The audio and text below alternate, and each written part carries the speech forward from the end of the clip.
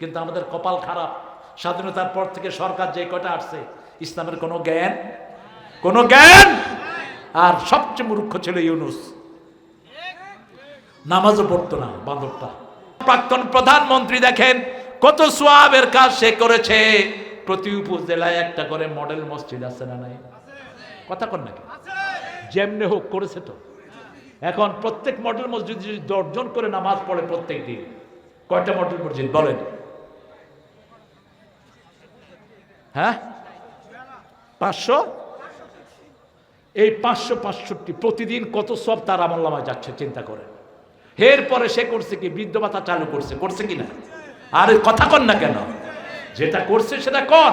আপনাদের এই রংপুর পর্যন্ত আসতে, এই নওগাঁ পর্যন্ত আসতে, এই যে 4 লাইন রাস্তা কে করছে? এই বেডি করছে। পদ্মা সেতু কে করছে? এই বেডি করছে।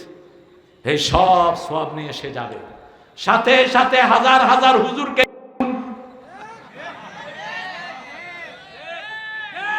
জুলাই হাজার হাজার শিশুকে, হাজার মানুষকে চাকরিচ্যুত। এই গ্রামেরও বহু মানুষ পালিয়েছিল 5-7 বছর, ঠিক না ঠিক? আর আমাদের হুজুরদের তো কথা, এই যে 6 মাস জেলে ছিল, 6 বার।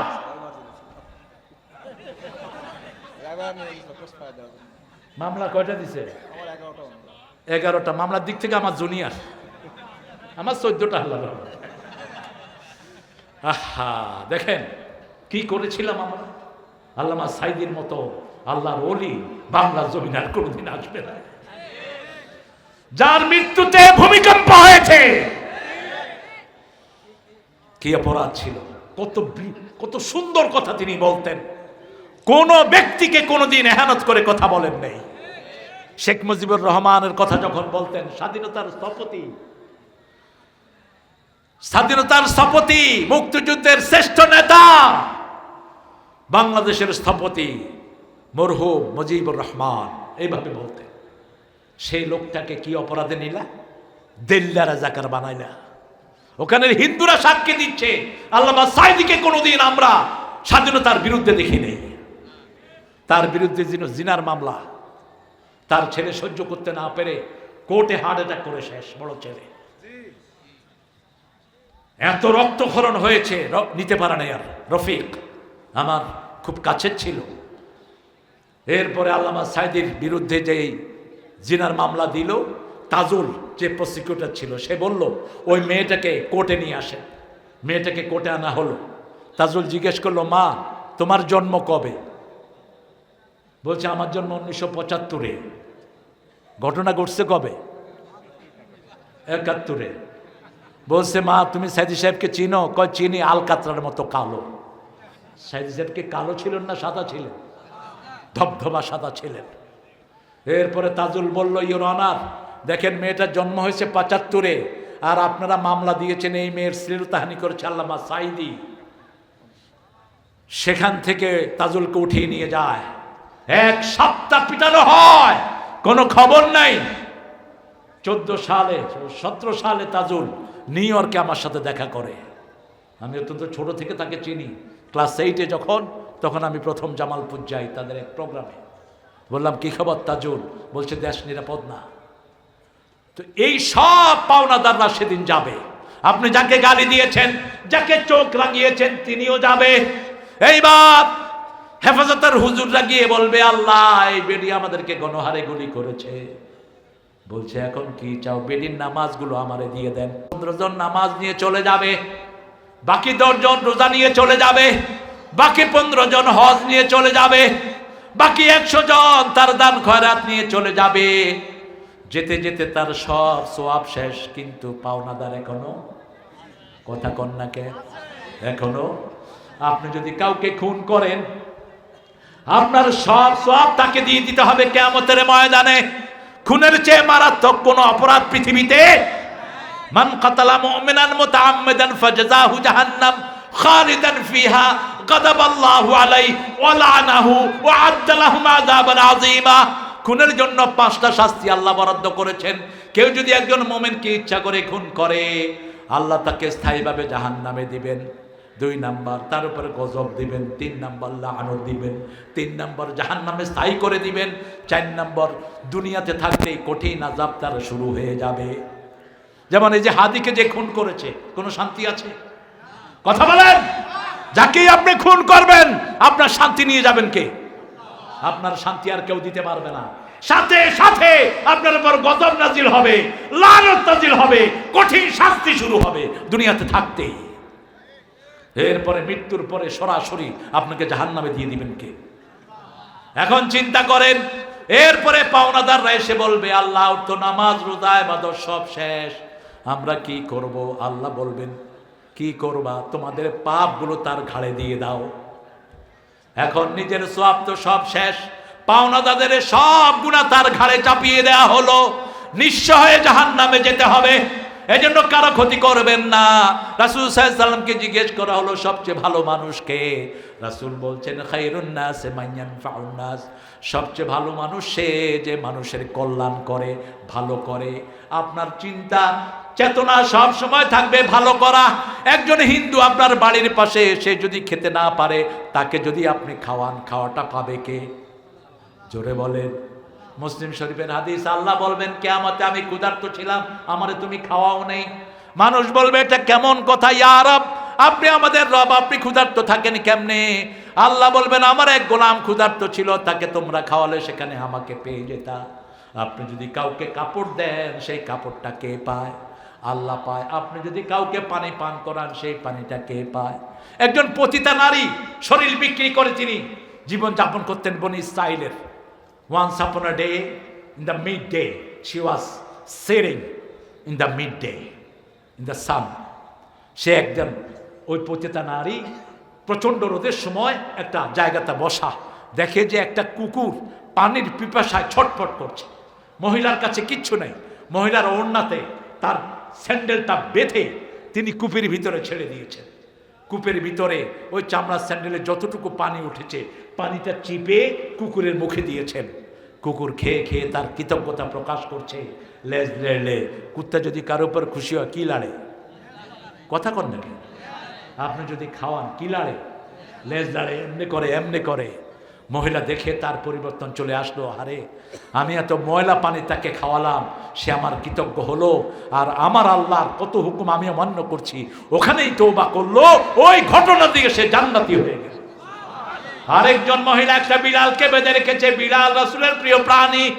রাসূলের একটা বিড়াল ছিল, নাম মাইজা। কি নাম? মাইজা। রাসূল এটাকে সাথে রাখতেন। রাসূল বলছেন বিড়াল ভদ্র প্রাণী, বিড়াল পরিচ্ছন্ন প্রাণী। আজকের বিজ্ঞান বলছে বিড়ালের দৃষ্টি জিনেরা সহ্য করতে পারে না। যেই ঘরে বিড়াল থাকে সেই ঘরে জিন ঢুকে না, কোনো বিষাক্ত প্রাণী ঢুকতে পারে না। ছোট্ট বিড়াল হোক, যখনই কোনো বিষাক্ত প্রাণী ঢুকে আগেটার পাকে দেখবেন এর দূর এরকম করে ঘ্যাট করে খাড়ায়। সাপ, গোখরা সাপ এরকম ফানাতে দিছে থাবড়, থাবড় দিয়ে এবার লাগছে কিলাকিলি। এমনকি বাঘ পর্যন্ত বিলাইকে ডরায়। বাঘের ঠিক মাথার মধ্যখানে বসে আঙ্গুল ঢুকিয়ে দেয় বিড়াল। আবার আজকের বিজ্ঞান এখন আবিষ্কার করলো বিড়ালের নিঃশ্বাস যেটা, এটা বাচ্চাদের শ্বাসকষ্ট দূর করে, ছোট বাচ্চাদের। 5টা প্রাণীর প্রতি রহম করতে বলেছেন আল্লাহ রাব্বুল আলামিন। কয়টা? 5টা। সুলাইমান আলাইহিস সালাম এই 5টা প্রাণীর প্রতি রহম শিখিয়েছেন ওনার উম্মতকে। রাসূলও বলেছেন একই কথা। প্রথম হলো পিঁপড়া। প্রথম কি? পিঁপড়া। পিঁপড়ার নামে একটা সূরা আছে না নাই? পিঁপড়া সবসময় দলবদ্ধ থাকে।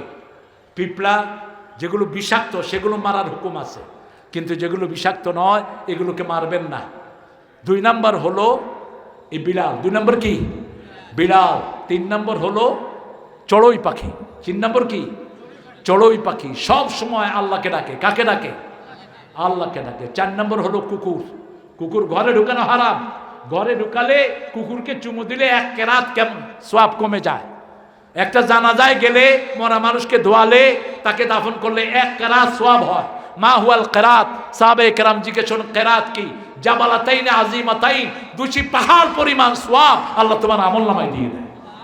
যে কুত্তাকে ঘরে ঢুকায় তার এই কেরাত পরিমাণ সওয়াব কমে যায়। কিন্তু যে কুত্তাকে শিকারের জন্য বাহিরে বাহিরে রাখে, আসহাবে কাহাফের সাথে জান্নাতে কে যাবে? জোরে বলেন। তারা ছিল তিনজন। আল্লাহ বললেন খামসাতুহুম খামিসুহুম কালবুহুম সাদিসুহুম কালবুহুম, কুত্তার নাম আলাদা করে উল্লেখ করলেন। রাবিহুম কালবুহুম, তারা ছিল তিনজন, চতুর্থ জন কুকুর। তারা ছিল পাঁচজন, ষষ্ঠ জন কুকুর। তারা ছিল ছয়জন, সপ্তম জন কুকুর। এই কুকুর তাদের সাথে কোথায় থাকবে? এরপরে হলো কবুতর। এরপরে পঞ্চম নম্বর কি? কবুতর। কবুতর হলো পথ দেখায়, আর কবুতর সব সময় জিকির করে কার? কবুতরের মতো জিপিএস শক্তি সম্পন্ন পৃথিবীতে কোনো প্রাণী নাই। আপনি এখানের কবুতর কক্সবাজার ছেড়ে দেন, উড়ে কোথায় চলে আসবে? কবুতরের রেস হয়। কবুতরের কি হয়? আমার সম্বন্ধী আছে একটা, ওটার কবুতর আছে প্রায় এখন 700 আছে, বেশি নেই। ও কবুতরের রেস করে। ওরে ওই সবাই সোহেল কবুতর হিসাবে চিনি, সোহেল কবুতর। তো কইলাম তোমরা রেস করো কেমনে? বলছে আমাদের কবুতরগুলো বিভিন্ন ট্যাগ দিয়ে আমরা কক্সবাজার থেকে ছাড়ি, যেটা আগে আসে সেটা প্রথম পুরস্কার পায়। আর প্রথম পুরস্কার 12 লাখ, 10 লাখ, 15 লাখ পর্যন্ত পায়। আবার ওয়ার্ল্ড প্রতিযোগিতা যেটা হয় কবুতরের, একটা কবুতর 1 কোটি 1.5 কোটি টাকা পর্যন্ত পায়। ওয়ার্ল্ড কম্পিটিশন হয়। আগের চিঠিপত্র সব আদান প্রদান কি দিয়ে হতো? কবুতর দিয়ে। তবে বিড়ালকে রাসূল ভদ্র প্রাণী বলেছেন কেন? বিড়াল যখন বাহিরে পেশাব পায়খানা করে কি করে? আর আপনারা কি করেন?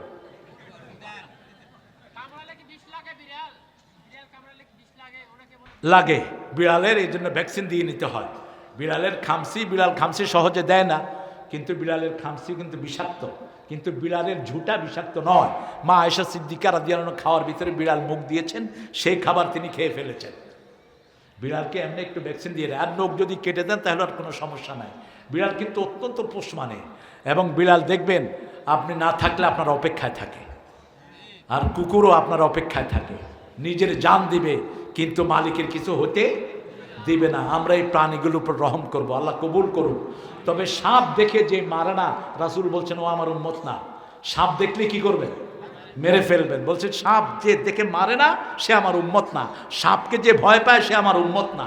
সাপ দেখলেই যেই সাপই হোক পিটায় মেরে ফেলবেন। সাপটা একটা বিষাক্ত, একটা নোংরা জিনিস। আল্লাহ আমাদেরকে, অনেকে পালে ঘরের ভিতরে, বিভিন্ন মানুষের বিকৃতি আছে। কুত্তা ঘরের ভিতরে পালে, কুত্তারা আবার সুমো দেয়, কুত্তা আবার ছাড়ে, কুত্তা কুত্তারে ছাড়ে। ডগ, কুকুরের ইংলিশ নাম কি? ডগের উল্টাইলে কি হয়? এ যারা গড কয় বেশি, এরা ডগের পালে বেশি। সাপের সাথে জিন সবগুলোতে থাকে না। সাপ দেখলে আপনি তাড়িয়ে দিবেন, প্রথম এরকম করবেন। এটা তো ঘরে ঢোকার সময়ও, ঘরে ঢুকে যদি কেউ একবার নক করে দরজা খুলবেন না। মুসলমানদের নকের সুন্নত কয়টি? 3টি। আপনি কোনো ঘরের দরজার বরাবর দাঁড়াবেন না। রাসূল বলছেন যারা দরজার ঘরের ভিতরে উকি দেয় এদের চোখ কানা করে দাও। চোখ কানা করে দিলে আপনার গুনাহ হবে না। লা তাদখুলু বুয়ুতান গায়রা বুয়ুতিকুম হাত্তা তাস্তানিসু ওয়া তুসাল্লিমু আলা আহলিহা। সূরা নূরের ভিতরে আল্লাহ বলছেন নিজের ঘর হোক, অন্যের ঘর হোক, আগে সালাম দাও, তারপরে অনুমতি নাও, তারপরে ঘরে ঢুকো।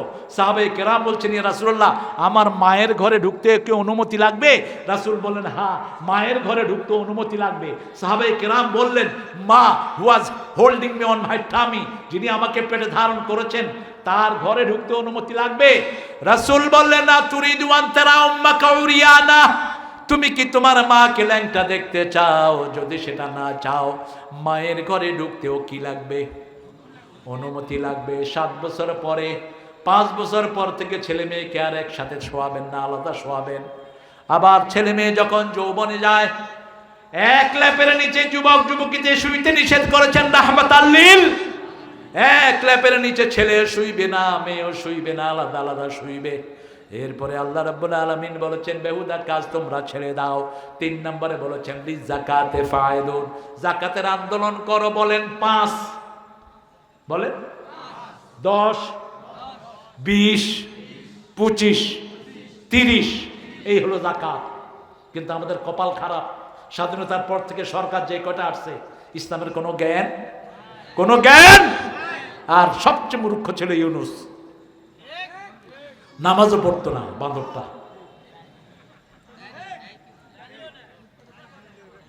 যতগুলো উপদেষ্টা নিয়োগ দিছে সব বেনামাজি। 5 কি কোন জায়গায় যদি খনিজ পদার্থ পাওয়া যায়, যেমন উত্তরবঙ্গে যে খনি, কয়লার খনি, এটা পৃথিবীর কোথাও নাই এত পরিষ্কার কয়লা। সব কয়লা উপরে উঠিয়ে ধুইতে হয়, কিন্তু আপনাদের এই পার্বতীপুরের কয়লা ধোয়ার কোনো দরকার, ঠিক টাঙ্কি থেকে ট্রাকে উঠায়। 1 ট্রাক কয়লার দাম এখন হলো 8 লাখ টাকা। এরকম হাজার হাজার ট্রাক প্রতিদিন লোড হয়। রাসূল বলেছেন যেই এলাকায় খনি পাওয়া যাবে ওই এলাকার গরিবকে 5 ভাগের 1 ভাগ দিতে। আপনারা চিন্তা করেন, যদি এটার শুরু থেকে 5 ভাগের 1 ভাগ গরিবকে দেওয়া হতো, উত্তরবঙ্গে কোনো গরিব খুঁজে পাওয়া যেত না। ঠিক না ঠিক? 2 নাম্বার, 10 মণ চাউল 10 মণ ধান যদি কোনো খেতে হয়, আপনি যদি পানি না দেন, সেচের ব্যবস্থা না করেন, 10 মণে 1 মণ কাকে দিবেন? গরিবকে দিবেন। গরিবের মধ্যে আগে হলো আপনার নিকট আত্মীয়। সূরা বাকারার 177 নাম্বার, আতাল মাল আলা হুব্বিহি দাবিল কুরবা। আপনার নিকট আত্মীয়, যেহেতু রাষ্ট্রীয়ভাবে যাকাত দেওয়ার কোনো সিস্টেম নাই, আপনার ভাই গরিব, ভাইয়ের বাড়িতে পৌঁছিয়ে দেন। কোন সময় দিবেন? ইনদা হাসাদি, যেদিন ধান কাটবেন সেই দিন আপনি এটা দিয়ে দেন, ঘরে এনে দিয়েন না। যদি আপনি সেচের ব্যবস্থা করেন, যদি আপনি পানি দেন, তাহলে 20 মণে 1 মণ। আপনি 25টা ছাগল পালেন, ছাগল ছেড়ে দেন, খেতে গিয়ে ছাগল খেয়ে ঘরে চলে আসে। এই 25টা ছাগল 1 বছর হলে 25টার একটা ছাগল কারে দিবেন? নিজের ভাইকে দিবেন। ভাইকে বলবেন যে ভাই এটা জাকাতের ছাগল, তুই নে। ভাইকে বলব তোর জাকাত তুই খা। এটা বলবেন না কখন? ভাই তো বলার দরকার নাই, don't have to mention it. আপনি বলবেন না। আপনার বোনকে দিবেন গোপনে, আপনার চাচাকে দিবেন, আপনার চাচিকে দিবেন, মামাকে দিবেন, মামিকে দিবেন, গোপনে দিয়ে দিবেন। শেষ, আপনার জাকাত আদায় হয়ে যাবে। আর যদি আপনি ছাগলের খাওয়া কিনতে হয়, তাহলে আর জাকাত দিতে হবে না। 30টা গরু 30টা ওঁট আপনি রাখলেন, এই 30টা ওঁটের আপনি কিচ্ছু খাওয়ালেন না, বাস 1 বছর পূর্ণ হলে 1টা ওঁট গরিবকে দিয়ে দিবেন। সুন্দর কত ইসলাম দেখেন। আপনি কাউকে হত্যা করেছেন, রক্তমূল্য কি দিবেন? একটা বাস দুর্ঘটনায় লোক মারা গেল, রক্তমূল্য কি দেয়? 1 লাখ টাকা। মামুর বাড়ির আবদার মূর্খ। রাসূল সাল্লাল্লাহু আলাইহি ওয়াসাল্লাম বলছেন, কোন এলাকায় একটা লাশ পাওয়া গেল, ওই লাশের জন্য প্রথম ওই এলাকার চেয়ারম্যানকে ধরা হবে। চেয়ারম্যান যদি বলে আমি জানি না, তুমি জানলা না কেন? কেন জানলা না? এই চেয়ারম্যানকে বলা হবে, তুমি তোমার এলাকার লোক নিয়ে এই লোকটাকে 100 উট দিবা। কয়শো? রক্তমূল্য 100 উট দিবা, অথবা 100 গরু দিবা। 100 উট গরুর মধ্যে 50টা থাকবে পেটে বাচ্চাওয়ালা। এখন আপনারা বলেন, কাউকে যদি এরকম রক্তমূল্য দেয়া হয়, তার কি আর কোনো ভিক্ষা করতে হবে? হবে না। আর আমাদের দেশে মারা যায়, কতভাবে মারা যায়। এই যে ঢাকাতে উপরে রেল করলো, কি রেল জানি এটাকে বলে? Metro rail. মেট্রো রেলের পিলার ছুটে 1 ছেলে শেষ। তারে কি দিল? 5 লাখ টাকা, তার বড় একটু চাকরি। ইসলাম নাই। ওর যাকাত দেয়া দরকার ছিল, রক্তমূল্য দেওয়ার দরকার ছিল। কয়টা গরু? 100টা গরু, 50টার পেটে থাকবে বাচ্চা, তাহলে তার পরিবার স্বাচ্ছন্দ্যে চলতে পারত। লিযাকাতে ফাইলুন। এরপরে 4র্থ নম্বরে বললেন, ওয়ালা ফুরুজিহিম হাফিজুন, নিজের ইজ্জতকে হেফাজত করবে। সেভ ইউর মডেস্টি, ইল্লা আলা আজওয়াজিহিম আও মা মালাকাত আইমানুহুম ফাইন্নাহুম গায়রু মালুমিন ফামান ইবতাগা ওয়ারা যালিকা ফাউলাইকা হুমুল আদুন। তুমি তোমার যৌবনকে হেফাজত করবে। যৌবন হেফাজতের জন্য আমাদের দেশে ইন্টারনেটের খারাপ সাইটগুলো বন্ধ করে দেওয়া দরকার। ঠিক না বেটি? এখন তো আমাদের ছেলেদের হাতে হাসিনা কি দিছে? ছেলেদের হাতে কি দিছে? আবার কয় মোবাইল দিছে। মোবাইল দেওয়াতে আমাদের যুবকেরা শেষ। আপনি দেখবেন গ্রামে লেখাপড়া নাই, সন্ধ্যার পরে 5-6টা একসাথে হয়ে মার মার। এই গ্রামে 5টা, ওই গ্রামে 5টা শুরু করছে। তাহলে কি রে মার মার কি? আমি আমার বাসায় ঢুকতেছি, দেখি যে আওয়াজ আসতেছে মার মার। আমি চিন্তা করলাম মারামারি লাগলো কিনা। দরজা নক করলাম, ভিতর থেকে একটা বাচ্চা বাইর হলো। হ্যালো, এই মারামারি হয় কোথায়? কই নাই তো, কিছু নেই। ওইটাই খেলতেছিল ভিতরে। এখন কি হচ্ছে? ছেলেরা, তোমরা মোবাইল গেম খেলো, 20 মিনিটের বেশি না, 25 মিনিটের বেশি না। আজকের মেডিকেল সায়েন্স বলছে যারা মোবাইল গেম খেলে এদের ব্রেনটা অ্যাক্টিভ হয় ব্রেন অ্যাক্টিভ হয় না, পাগল হয় না, ব্রেন খুব অ্যাক্টিভ হয়, ব্রেন খুব কর্মঠ হয়।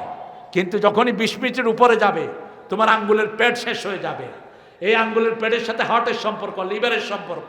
কারো হার্ট যদি ভারী ভারী লাগে আঙ্গুলের মাথায় এরকম টিপবেন 50 বার করে, দেখবেন আপনার হার্ট সহজ হয়ে গেছে। কারো হার্ট নিঃশ্বাস আসতে কষ্ট হচ্ছে, আঙ্গুলের মাথা টিপবেন, শরীর ভালো হয়ে যাবে পুরো। এখন দেখবেন হসপিটালে, হার্ট হসপিটালগুলোতে 13, 14, 15, 20 বছরের পোলাপান শেষ, চোখে দেখে না, হার্ট কাজ করে না। ঠিক না ঠিক? চোখে তাকাচ্ছে এরকম করে, এরকম করে। যখনই কোনো ছেলে তাকাচ্ছে বুঝবেন যে তার চোখের নার্ভগুলো নষ্ট হয়ে গেছে স্ক্রিন দেখতে দেখতে। রাসূল সাল্লাল্লাহু আলাইহি সাল্লাম বলছেন, রাতের শোবার সময় 5টা কাজ করো। আমাদের ছেলেরা ল্যাপের ভিতরে ইন্টারনেটে ওই যে গেম খেলে, কোনো ছেলেকে ইন্টারনেট অ্যাক্সেস দিবেন না। আপনার কোনো স্কুল পড়ুয়া ছেলেকে এটা দিবেন না, আপনার মেয়েকে দিবেন না, স্বামীর বাড়ি যাওয়া ছাড়া। মেয়েরা তোমরা কখনো নিজের আলাদা ফেসবুক আইডি রাখবা না। তোমার মোবাইল তোমার স্বামীর জন্য ওপেন করে দাও, স্বামীর মোবাইল তোমার জন্য ওপেন করে দাও। যেই স্বামী নিজের মোবাইল স্ত্রীকে ঢুকতে দেয় না, বুঝতে হবে ওই স্বামী ভিতরে ভিতরে আরেকজনের সাথে লাইন লাগাচ্ছে। কথা বল না কেন? এক এক শয়তান 7-8টা মেয়ের সাথে লাইন করে আবার বন্ধুদেরকে বলে বেড়ায়। রাসূল বলছেন, নিজের বিবির সাথে কি কাজ করলো এই কথা যে প্রকাশ্যে বলে বেড়ায়, সে যেন 2 শয়তান রাস্তায় জিনা করলে যেই গুনাহ সেই গুনার গুনাহগারী হয়। কিয়ামতের সবচেয়ে শাস্তি এদের হবে যারা নিজের জীবনের প্রাইভেট কাজগুলো জনগণের সামনে বলে বেড়ায়। আমাদের ইন্টারনেটের এই বাজে সাইটগুলো যদি আমরা বন্ধ করে দিতাম, আমাদের দেশে পরকিয়া, আমাদের দেশে জিনা ব্যভিচার বন্ধ কম হতো না বেশি? সিঙ্গাপুরের মতো ছোট্ট দেশ নিজের আকাশ সীমা অন্যের জন্য খোলা রাখে নেই। আর আমাদের দেশে এই যে ইউনূস, এই শয়তানটা প্রথমে এসে বলছে ইন্টারনেটের এই বাজে সাইটটা আমরা বন্ধ করে দেবো, কিচ্ছু করে নেই, কিচ্ছু করে নেই। এখন প্রধানমন্ত্রী তোমাকে বলছি, পরামর্শ দিচ্ছি, ইন্টারনেটের এই বাজে সাইটটা বন্ধ করে দাও।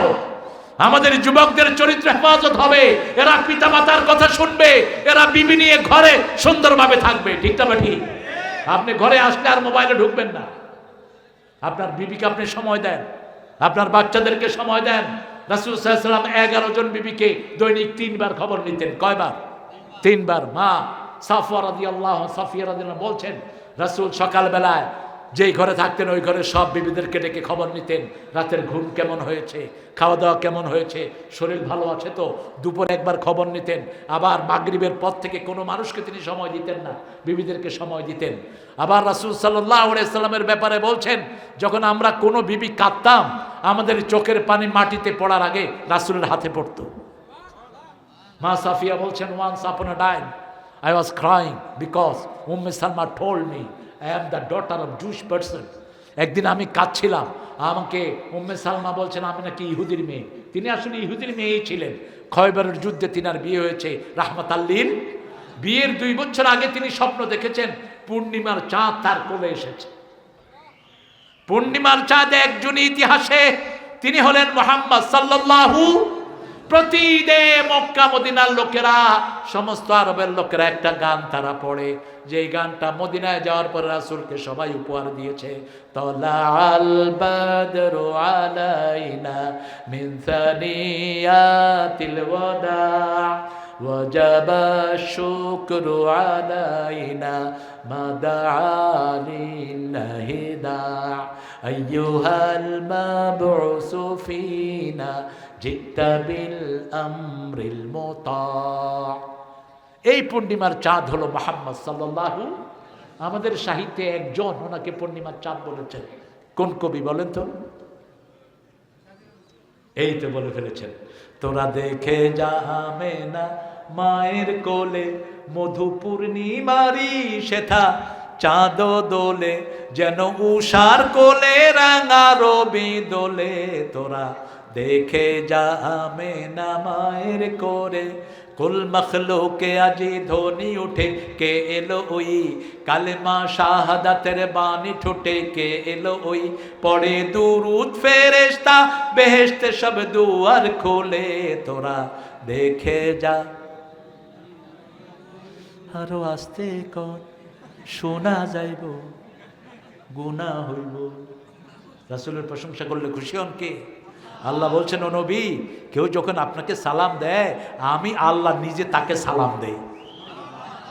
এজন্য প্রতিদিন রাসূলকে সালাম জানাবেন। সূরা সাফফাতের শেষ আয়াত, সুবহানা রাব্বিকা রাব্বিল ইজ্জাতি আম্মা ইয়াসিফুন ওয়া সালামুন আলাল মুরসালিন ওয়ালহামদুলিল্লাহি রাব্বিল আলামিন। আল্লাহ রাব্বুল আলামিনের হাবিবের উপর সালাম দিবেন, সব নবীদের উপরে সালাম দিবেন। নবীরা কবরে জীবন্ত, সব নবীরা জীবিত মানুষের মতো সালামের উত্তর দিয়ে দেয়।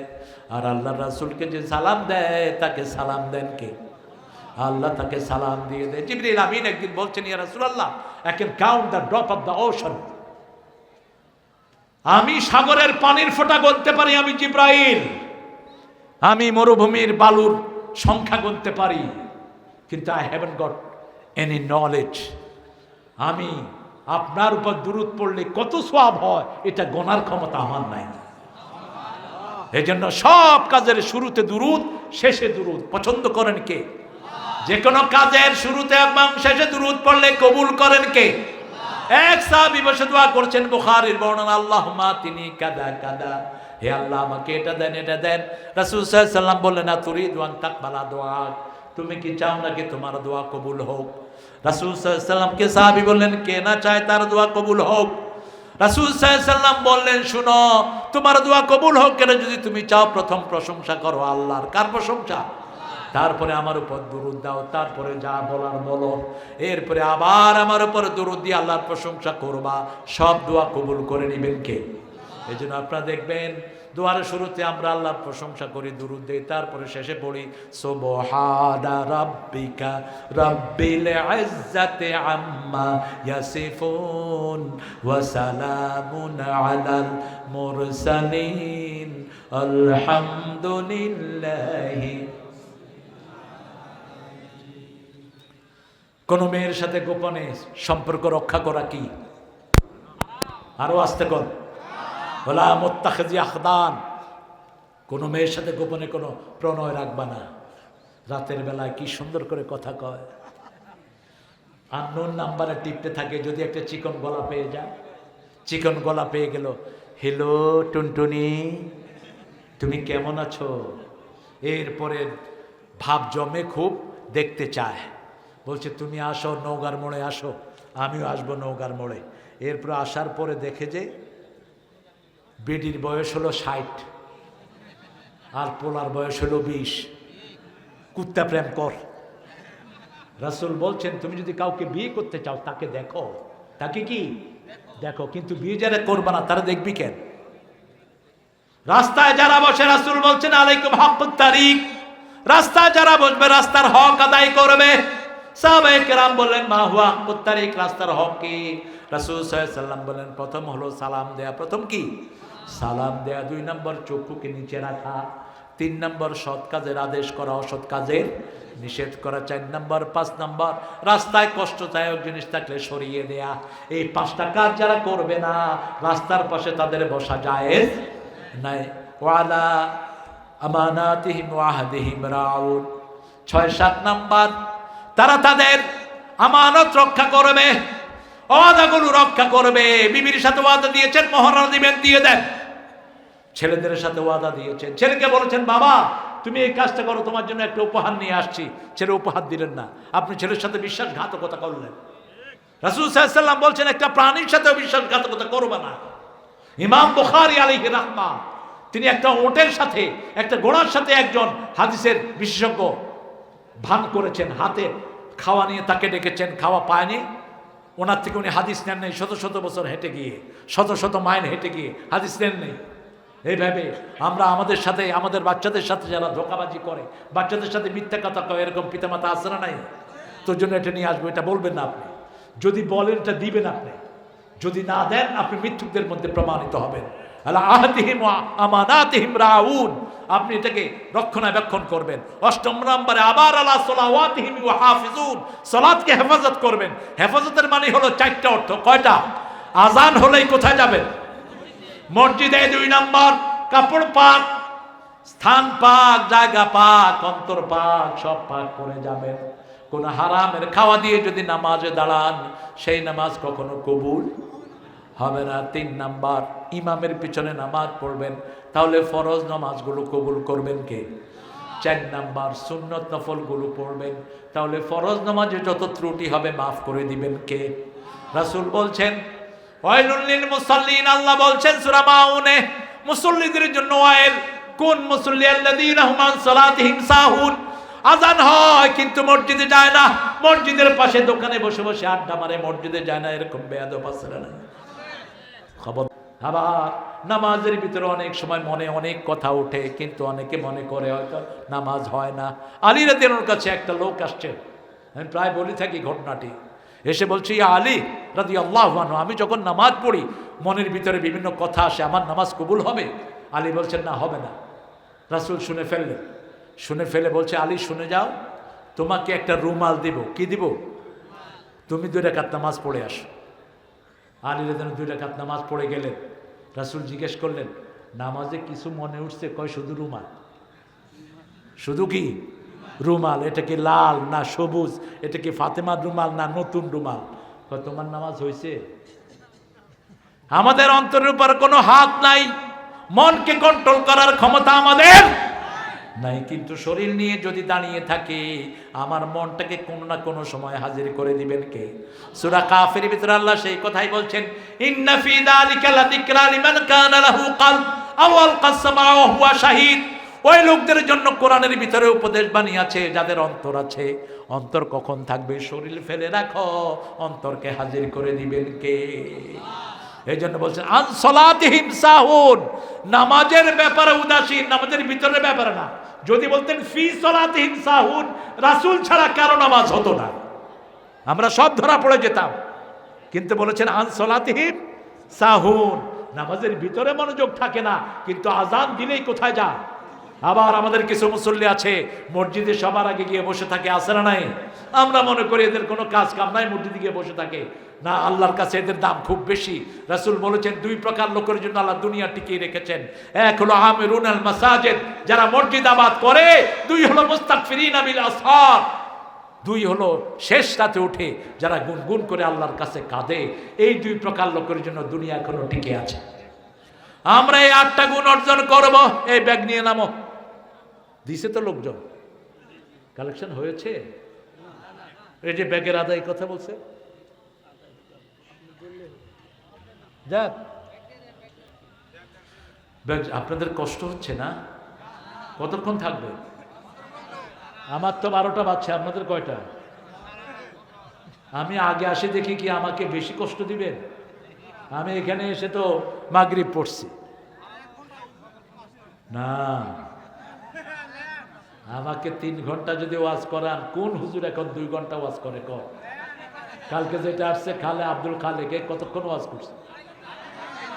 আল্লাহ ওরে হেদায়েত করুন।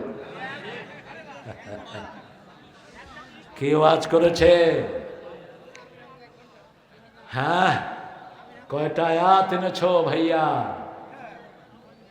কয়টা হাদিস পড়েছো?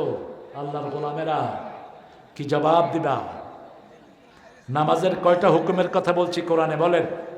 5টা হুকুম। কয়টা? প্রথম হুকুম সূরা বাকারার 2 নম্বর আয়াত, মনে রাখেন। দ্বিতীয় হুকুম সূরা বাকারার 45। তৃতীয় হুকুম সূরা বাকারার 153 নম্বর আয়াত। চতুর্থ হুকুম সূরা মুমিনুনের 2 নম্বর আয়াত। পঞ্চম হুকুম সূরা মাউন। সূরা কি? ফাওয়াইলুল লিল মুসাল্লিন। 5 ব্যক্তির জন্য অয়েল দোজক। অয়েল হলো জাহান্নামের ওই জায়গা, যেই জায়গা থেকে জাহান্নাম প্রতিদিন 400 বার আল্লাহর কাছে পানা চায়। কয়শো বার? 400 বার। এর মধ্যে প্রথম অয়েল হলো মুসল্লিদের জন্য। দ্বিতীয় অয়েল হলো যারা ন্যায় বেশি দেয়।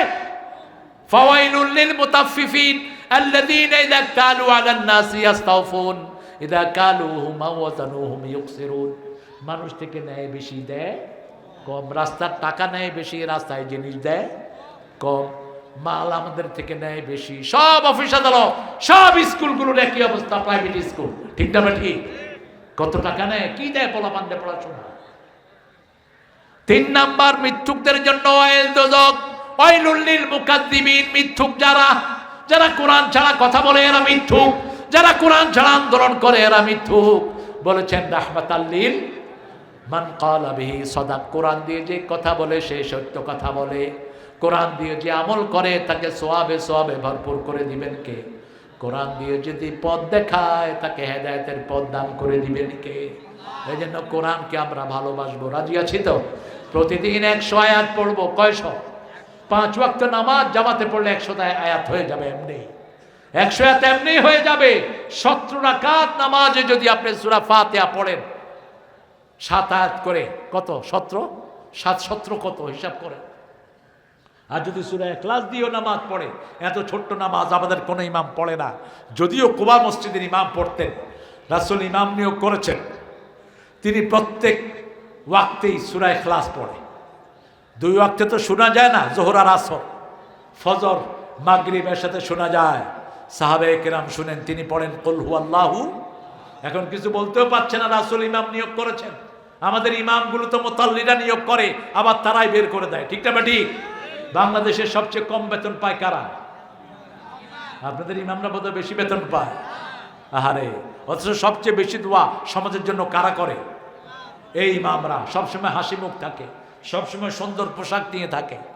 রাসূল সাল্লাল্লাহু আলাইহি ওয়াসাল্লামকে সাহাবায়ে কেরাম বিচার দিলেন, ইয়া রাসূলুল্লাহ, আপনি ইমাম নিয়োগ করেছেন, আমরা সরাইতে পারি না, শুধু সূরা ইখলাস পড়ে। রাসূল দুইজনেরটা না শুনে রায় দিতেন না। রাসূল ডেকে জিজ্ঞেস করলেন, তুমি কি শুধু সূরা ইখলাস পড়ো নাকি? হ্যাঁ পড়ি। কেন? আল্লাহকে আমি সবচেয়ে বেশি ভালোবাসতে চাই। আল্লাহর ভালোবাসার জন্য সূরা ইখলাসের চেয়ে বড় কোনো আয়াত, বড় কোনো সূরা নাই। রাসূল সাল্লাল্লাহু আলাইহি ওয়াসাল্লাম কিছু বলবেন, এর মধ্যে আল্লাহ জিবরাইল আমিনকে পাঠিয়ে দিলেন, যাও আমার নবীকে বলে আসো আমি ওই সাহাবীকে সবচেয়ে বেশি ভালোবাসি। আজকে থেকে সূরা ইখলাস পড়ব দৈনিক 100 বার। কয়বার? কথা কন না কেন? 100 বার পড়লে 10টা বিল্ডিং আল্লাহ আপনার জন্য জান্নাতে বানিয়ে দিবেন। আপনার মনের আশাগুলো পূরণ করবেন, আপনার গুনাহগুলো মাফ করে দিবেন। পরিচ্ছন্ন আওয়াজে পড়েন, কুল হুয়াল্লাহু আহাদ আল্লাহুস সামাদ লাম ইয়ালিদ ওয়া লাম ইউলাদ ওয়া লাম ইয়াকুল লাহু কুফুয়ান আহাদ। সবাই পড়েছেন তো? এই 1010 1020 কেমনে হয়ে গেছে? সুবহানাল্লাহ বলেন। আবার পড়েন, কুল হুয়াল্লাহু আহাদ আল্লাহুস সামাদ লাম ইয়ালিদ ওয়া লাম ইউলাদ ওয়া লাম ইয়াকুল লাহু কুফুয়ান আহাদ। রাসূল সাল্লাল্লাহু আলাইহি ওয়াসাল্লাম বলছেন, যেই ব্যক্তি বলবে আল্লাহু আকবার, সুবহানাল্লাহ, আলহামদুলিল্লাহ, লা হাওলা ওয়ালা কুওয়াতা ইল্লা বিল্লাহ, এই 4টা শব্দ যেই ব্যক্তি বলবে, সাগরের ফেনার সমান গুনাহ যদি তার আমলনামায় থাকে, সেটা তার আমলনামা থেকে মুছে দিবেন কে? এই জন্য যখনই অবসর থাকবো সুবহানাল্লাহ পড়েন, সুবহানাল্লাহ, আলহামদুলিল্লাহ, আল্লাহু আকবার, লা ইলাহা ইল্লাল্লাহ। রাসূলের কাছে আসলেন মা ফাতেমা। রাসূল গনিমতের মাল বন্টন করছেন। ফাতেমাতুজ জোহরা এসে রাসূলের সামনে দিয়ে হেঁটে গেলেন। রাসূল সাল্লাল্লাহু আলাইহি ওয়াসাল্লাম আস্তে করে উঠে মা ফাতেমার কাছে গেলেন। ফাতেমাকে বড় বেশি ভালোবাসতেন তিনি। মা আয়েশা বলছেন, 11 জন বিবি আমরা বসে আছি। মা ফাতেমা আসলো, মনে হলো রাসূল সাল্লাল্লাহু আলাইহি ওয়াসাল্লাম হেঁটে আসতেছেন। একটু প্রশ্ন মধ্যখানে করি, মা ফাতেমার বাচ্চা কয়টা ছিল? কয়জন? আরো জোরে। এই জন্য জিজ্ঞেস করলাম। 5 জন ছিল। কয়জন? 3টা ছেলে 2টা মেয়ে। আমরা ইতিহাস জানি না। এই কথা বলো কে পিছনে? 5 জন সন্তান ছিল মা ফাতেমার, হাসান, হুসাইন, মহসিন আর রুকাইয়া, কুলসুম। 2 মেয়ের নাম রেখেছেন, 2 বোনের নামে। এই 5 জন সন্তানের মা ছিলেন ফাতেমাতুজ জোহরা রাদিয়াল্লাহু আনহা। রাসূল জিজ্ঞেস করলেন, আমরা তো মেয়ে হলে অনেকে বিরক্ত হই, আবার অনেকের মেয়ের বিয়ে হচ্ছে না, কয় বিপদ যায় না কেন? এরকম লোক আছে না নাই? খবরদার। রাসূল বলছেন, যেই ঘরে মেয়ে বিয়ের উপযুক্ত হয়েছে, কন্যা দায়গ্রস্ত পিতামাতার গুনাহগুলো ওই মেয়ের কারণে আল্লাহ মাফ করে দিবেন। যেই মেয়ের বিয়ে হতে দেরি হয়, পান মারে, পাশের লোকেরা তাবিজ করে, এরকম ভণ্ড আছে না নাই? কোন ভণ্ড তাকে পছন্দ করলো, কুফু মিলে নাই, বাস তার বিয়ে নষ্ট করে দেয়। এরকম মেয়েকে কিভাবে আপনারা উদ্ধার করবেন? সূরা ইনফিতার, কোন সূরা? সূরা ইনফিতার 7 বার পড়ে পানিতে ফু দেন, ওই পানি মেয়েটাকে খাওয়ায়া দেন। আর ওর শোয়ার ঘরে সূরা তহার বাকারা পড়েন, কোনো জান বাদু থাকলে সেটা কেটে যাবে। আর মেয়েটা পড়বে ইয়া ফাত্তাহু ইয়া ফাত্তাহু, বেজোড় সংখ্যা পড়বে, আল্লাহ তার বিয়ের ব্যবস্থা করে দিবেন। রাসূল সাল্লাল্লাহু আলাইহি ওয়াসাল্লাম বলছেন, যেই ঘরে বিধবা থাকে সেই ঘরে সবচেয়ে বেশি বরকত থাকে। আপনার 3টা মেয়ে কখনো মারার চিন্তা করেন নাই? এদেরকে আদব কায়দা শিক্ষা দিয়ে এদেরকে যদি দিনদার ছেলের কাছে পাত্রস্থ করেন, রাসূল এইভাবে আঙ্গুল তুললেন, ওই পিতামাতা এইভাবে আমার সাথে জান্নাতে থাকবে। আরেকজন বললেন, আমার 2জন কন্যা। রাসূল বললেন, তুমি জান্নাতি। আরেকজন বললেন, একজন কন্যা, তুমিও জান্নাতি। ওগো মা, তুমি এই ধরনের শ্রেষ্ঠ নেয়ামত, তোমারই পদ তলে রয়েছে জান্নাত। মায়ের সাথে কখনো চোখ রাঙিয়ে কথা বলবেন না, কোন মেয়ের সাথে গালি দিবেন না। রাসূল বলেছেন, লা তাসুবুল বানাত ইন্নী আবুল বানাত, কোন মেয়েকে গালি দিও না, আমি নবী মুহাম্মদ সব মেয়েদের বাপ। রাসূলকে যখন একজন সাহাবী বাপ ডেকেছেন, হারাম করে দিয়েছেন কে? মা কানা মুহাম্মাদুন আবা আহাদিম মির রিজালিকুম, সূরা আহজাবের 40 নম্বর আয়াত। মা কানা মুহাম্মাদুন আবা আহাদিম মির রিজালিকুম ওয়ালাকিন রাসূলুল্লাহি ওয়া খাতামান নাবিয়্যিন ওয়া কানাল্লাহু বিকুল্লি শাইইন আলিমা। এই আয়াতটা বিশ্বাস করে না কাদিয়ানীরা, এই জন্য তারা কাফের। তারা কি? আরো জোরে বলেন। এদের সম্পদগুলো ইচ্ছা মতো খাইবেন, প্রাণ, আরএফএল, মিঠাই, ভিশন, এদের প্রায় 4000 আইটেম বাজারে শয়তানদের। তার একটা বলবো, এগুলি সব রাষ্ট্রীয় সম্পদ করে ফেলো, এদেরকে অমুসলিম ঘোষণা দিয়ে এক কর্নার করে দাও।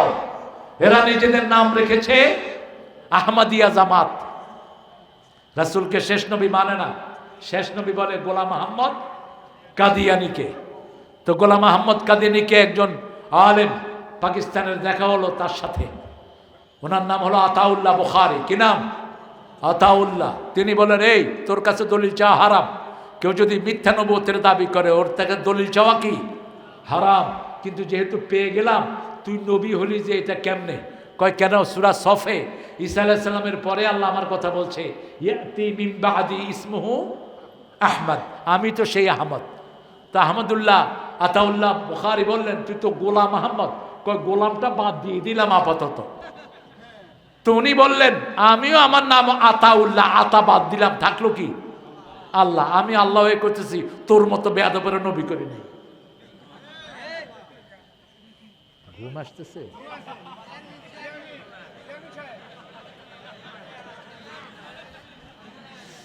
আল্লাহ আমার চেয়ারম্যানকে কবুল করুক। আসলে মনোযোগ দিয়ে শুনতেছে আর কি, তোমরা এটা বুঝতে পারতেছ না। হ্যাঁ, আল্লাহ কবুল করুক। এই শয়তান বলেছে, আমি যদি মিথ্যা নবী হই, আমার মৃত্যু যেন পায়খানায় হয়। কোথায় হয়েছে? পায়খানায় হয়েছে মৃত্যু। এই আহমদিয়া জামাতের এদের বিশাল এই কাদিয়ানীদেরকে জায়গা কিনে দিচ্ছে সরকার, বিগত সরকার, পঞ্চগড়ে, তারপরে ঢাকার উত্তরাতে এদেরকে জায়গা দিয়েছে। আল্লাহর কাছে আমরা পানা চাই, আমরা যেন কোনো মিথ্যা এই কুফরির সাথে কোনো সম্পর্ক না জড়াই। আল্লাহ আমাদেরকে হেফাজত করুন। 8টা গুণ। প্রথম হলো নামাজ। প্রথম কি? ইমান। ইমানের পরে নামাজ। 2 নম্বর হলো বেহুদা কাজ ছাড়া। 3 নম্বর। 4 নম্বর যৌবনকে হেফাজত করা। 5 নম্বর ওয়াদা পূর্ণ করা। 6 নম্বর আমানত রক্ষা করা। 7 নম্বর নামাজকে হেফাজত করা। 8 নম্বর হলো আপনি নিজের চরিত্রকে হেফাজতে রাখবেন, স্ত্রী ছাড়া আর কারো সাথে আপনি অন্য কিছু করবেন।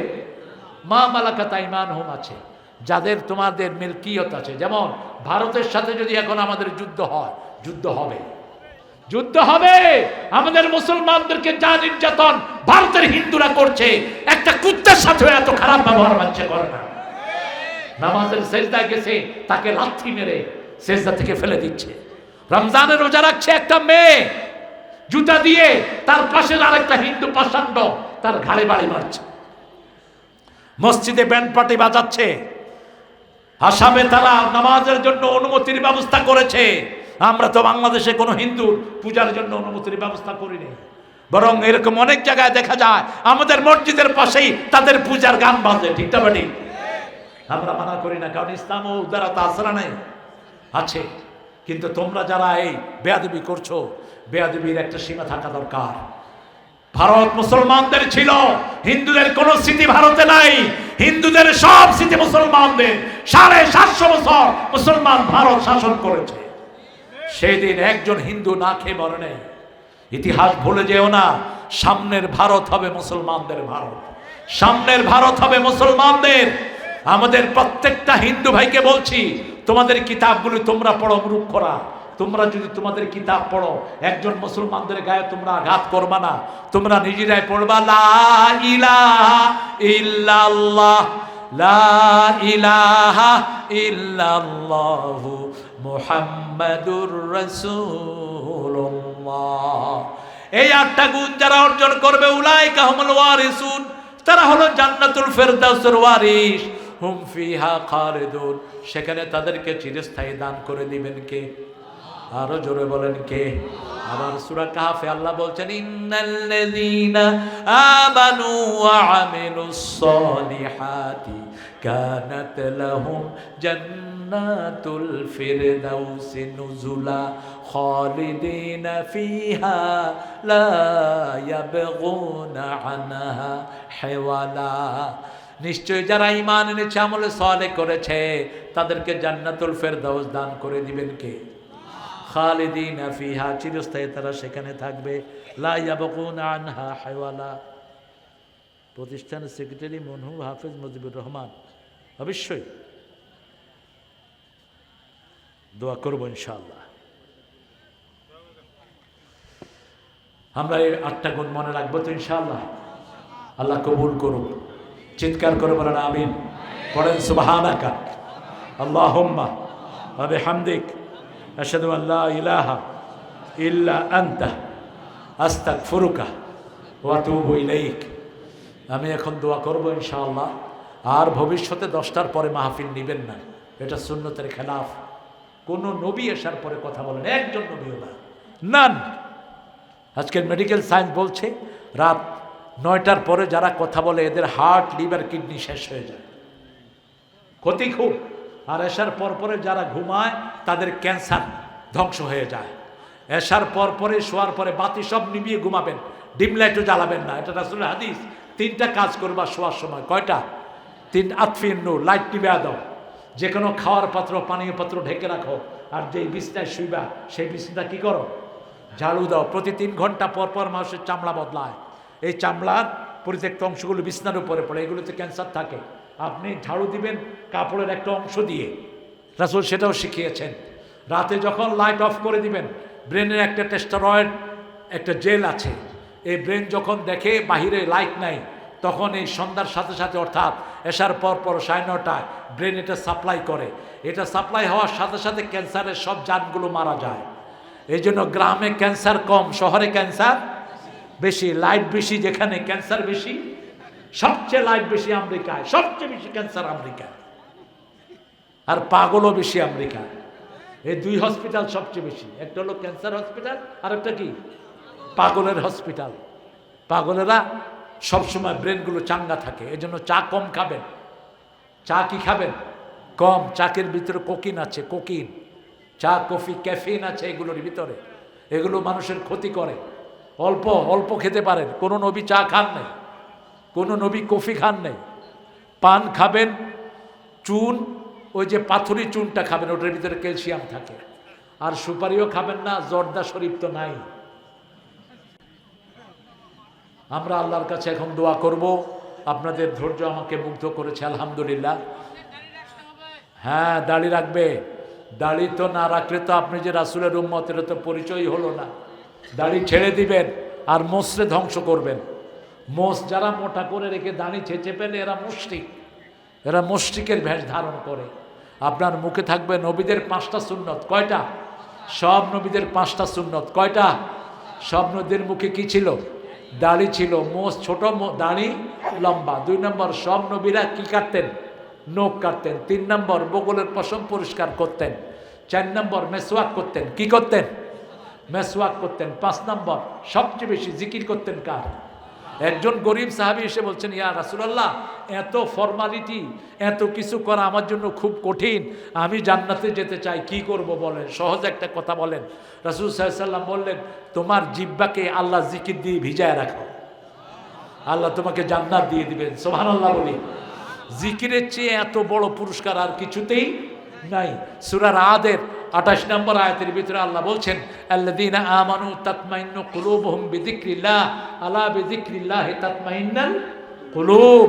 যারা মুমিন তাদের অন্তর ঠান্ডা হয় কি দিয়া? আল্লাহ জিকির দিয়া। জিকির কি? আফদালুজ জিকরি তিলাওয়াতুল কোরআন। এই সূরা হিজরের 9 নম্বর আয়াতে আল্লাহ বলছেন, ইন্না নাহনু নাযালনা যিকরা ওয়া ইন্না লাহু লাহাফিজুন। কোরআনকে জিকির করে নাজিল করেছে, কোরআন হেফাজতের দায়িত্ব নিয়েছেন কে? আর কোরআন যারা হেফাজত করবে তাদেরকে হেফাজত করবেন কে? আবার সূরা বাকারার 152 নম্বর আয়াতে আল্লাহ বলছেন, তুমি আমার জিকির করো, আমি তোমার জিকির করব। কিন্তু আমাদের দেশের লোকদের সমস্যা কি জানেন? এই ঠোঁট বন্ধ করে জিকির করে, মুখ বন্ধ। আবার কেউ আছে মুখ বন্ধ করে তসবিহ টানে। তাই আমি বললাম, ভাই মুখ চালু না কে? কয় ভিতরে চলতেছে। আপনি ভিতরে চলতেছে কি? রাসূল বলেছেন, যার জিহ্বা জিকিরের সময় লড়ে, আল্লাহ নিজে তার সাথে থাকেন। ইয়াতাতাররা, আপনার জিহ্বাটা লড়বে। পড়েন সুবহানাল্লাহ, আলহামদুলিল্লাহ, আল্লাহু আকবার, লা ইলাহা ইল্লাল্লাহ। আজানের সময় রাসূল বলেছেন চুপ থাকো। আজানের সময় যারা কথা বলে, রাসূল সাল্লাল্লাহু আলাইহি ওয়াসাল্লাম বলছেন মৃত্যুর সময় এদের কপালে কালেমা জুটবে না। খবরদার, আজান একটা ইবাদত। আজানের সাথে 5টা সুন্নত জড়িত। কয়টা? মুয়াজ্জিন যা বলে আপনিও তাই বলেন। কিন্তু আমরা আশহাদু আন্না মুহাম্মাদুর রাসূলুল্লাহর সময় কি বলি? এই জন্য ধরছি।